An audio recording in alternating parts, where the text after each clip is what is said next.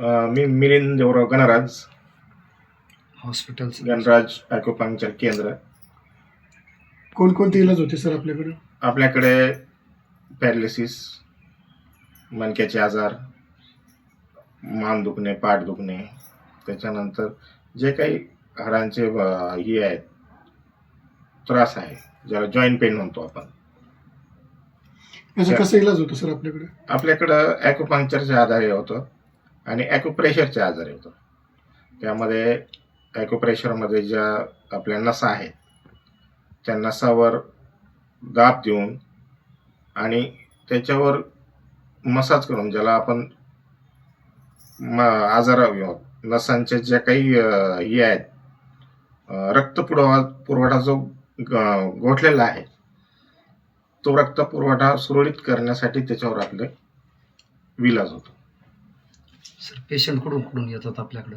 आपल्याकडे patient sir Jalna जिल्हा, परभणी जिल्हा, आपल्या पैठण तालुका, संभाजीनगर जिल्ह्यातून बऱ्यापैकी पेशंट येतात.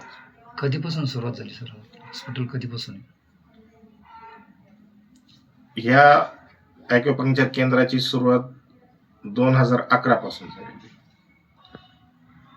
किती दिवसानंतर फरक पडतो सर याचा? सर तसं आजाराच्या याच्यावर डिपेंड आहे.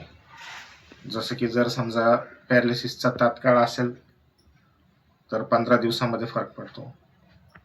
मणक्याचे आजार जे आहेत ते जर समजा गादी सरकणे किंवा मग मणक्यामध्ये काही गॅप असेल तर त्यामध्ये जवळपास महिन्याभरामध्ये पूर्ण बऱ्यापैकी फरक पडतो.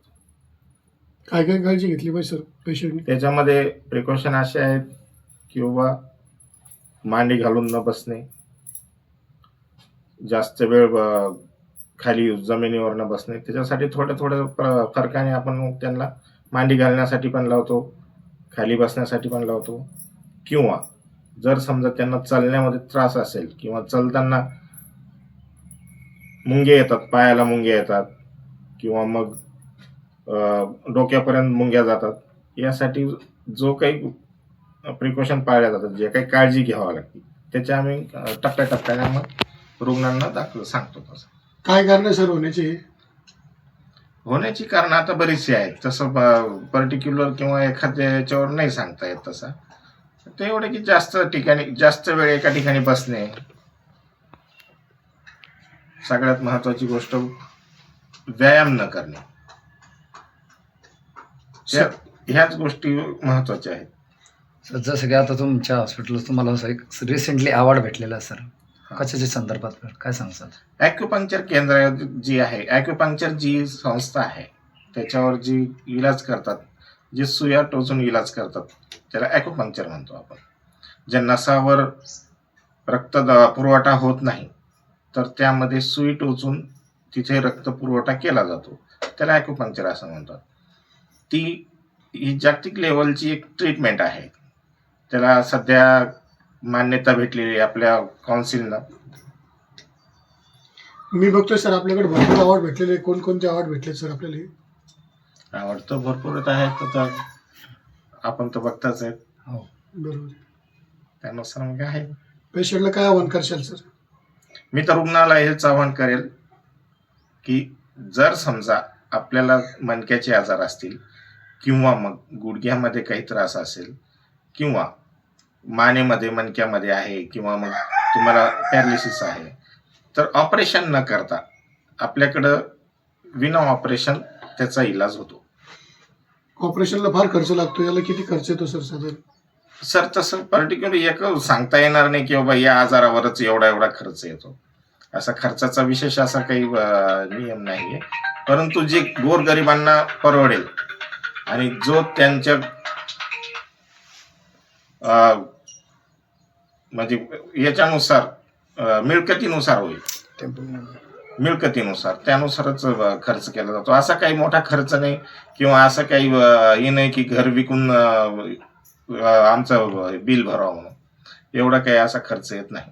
आणि आम्ही शक्यतो ही आमची संस्था, ही आमचं गणराज आयुर्वेदिक केंद्र हे फक्त गोरगरिबांसाठी कमी पैशामध्ये त्यांचा इलाज करण्याचा आम्ही प्रयत्न करतोय. गरीबासाठी काय सर फॅसिलिटीज?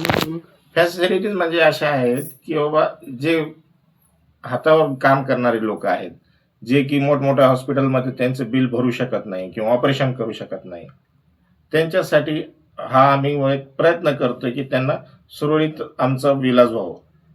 आमच्याकडून त्यांना ज्या काही आजारावर किंवा ज्या काही व्याधी आहेत त्या व्याधीवर त्यांना पुरेपूर असा एक समाधान मिळावं त्याचा आम्ही प्रयत्न करतोय. गव्हर्नमेंटची काही फॅसिलिटीज आहे सर? सध्या तरी नाही, शासनाच्या काही फॅसिलिटीज नाही. ठीक आहे सर. नाव, हॉस्पिटलचं नाव आणि देवराव गणराज, दवाखान्याचं नाव आहे गणराज ॲक्युपंक्चर व आयुर्वेदिक केंद्र, गेवराई, तालुका, जिल्हा संभाजीनगर.